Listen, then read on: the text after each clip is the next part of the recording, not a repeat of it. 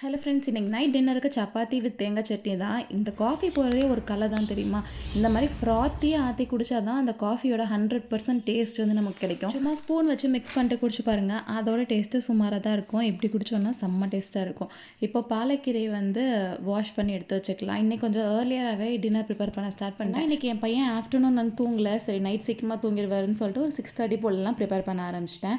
இப்போ க்ளீன் பண்ண பாலக்கீரையை நல்லா வாஷ் பண்ணிவிட்டு பிளான்ச் பண்ண போட்டுடலாம். பிளான்ச் பண்ணுறது எக்ஸாக்டாக ஒரு 2 to 3 மினிட்ஸ் மட்டும் போட்டாலே போதும். ரொம்ப நேரம் போட்டு கொதிக்க வைக்கணும்னு அவசியம் இல்லை. நியூட்ரியன்ஸ் எல்லாம் லாஸ் ஆயிரும்.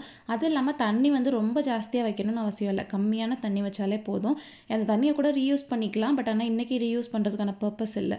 அதனால நான் வந்து கம்மியான தண்ணி வச்சு பிளான்ச் பண்ணி எடுத்து வச்சிட்டேன். கீரை கூடயே நான் ஒரு 3 பல்லு பூண்டு மட்டும் சேர்த்துருக்கேன். வேணால் நீங்கள் சீரகம், பச்சை மிளகா கூட சேர்த்துக்கலாம். நான் என் பையெல்லாம் சாப்பிடுன்றதுக்காக பச்சை மிளகா ஆட் பண்ணலை. இப்போ அதை அப்படியே எடுத்து வச்சுட்டு கொஞ்சம் நேரம் ஆறுனதுக்கப்புறமா அரைச்சிக்கலாம். அதுக்கு நடுவில் கொஞ்சமாக ஈவினிங் டியூட்டிஸ். நேற்றுக்கு மார்க்கெட்டில் வாங்கிட்டு வந்து இந்த பூ வந்து அப்படியே இருந்துச்சு. இன்றைக்கே விட்டுட்டோம் அப்படின்னா அது ஃபுல்லாக வேஸ்ட்டாக போயிடும்னு சொல்லிட்டு எடுத்து கட்டி வச்சாச்சு.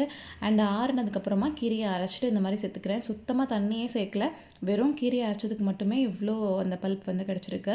கூடவே 2 டீஸ்பூன் கீ மட்டும் சேர்த்துட்டு நல்லா வந்து சாஃப்டான டோவாக பிசைஞ்சு எடுத்து வச்சுக்கலாம். இந்த மாதிரி கீரை, வெஜிடபிள்ஸ் இல்லை கிழங்கு ஏதாச்சும்னா சேர்க்குறோம் அப்படின்னா மோஸ்ட்லி தண்ணி தேவையே படாது. அதில் இருக்க அந்த மாய்ச்சரே வந்து சப்பாத்தி திரட்டுறதுக்கான கரெக்டாக இருக்குங்க அளவு. சப்பாத்தி எல்லாம் தேய்ச்சி எடுத்து வச்சுட்டுக்குள்ளேயும் ஹஸ்பண்ட் வந்துட்டாங்களா, அப்புறம் டியூட்டியை கேரி ஆன் பண்ணுங்கன்னு அவங்க கையில் கொடுத்துட்டு நான் அப்புறம் எக் புர்ஜி பண்ணவான்னு கேட்டேன். அப்புறம் வேணாம், தேங்காய் சட்னி போதுன்னு சொல்லிட்டாங்க. அப்பாடான்னு நினச்சிட்டு பாலக் சப்பாத்தி வித் தேங்காய் சட்னியோட டின்னர் சாப்பிட்டு முடிச்சாச்சு.